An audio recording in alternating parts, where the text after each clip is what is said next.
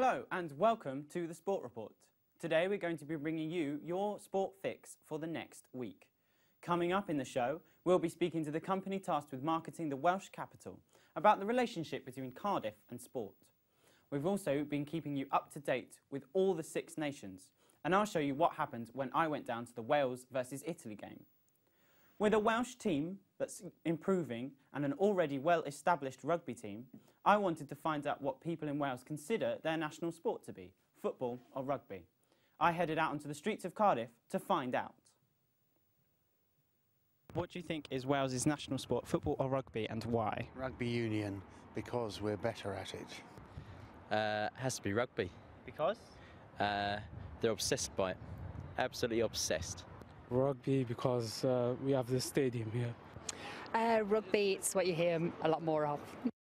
Well, there you have it. At the moment, it's still rugby. But I think if the football team keep improving, they might be able to turn that around. Now, we move on to a competition that's taking place right now. This weekend marks the penultimate game in the Six Nations. This competition has been hotly contested so far, and I went down to the match to see what all the fuss was about. I'm standing here in front of the magnificent Wales Millennium Stadium ahead of their clash against Italy. Wales had a difficult start to the Six Nations.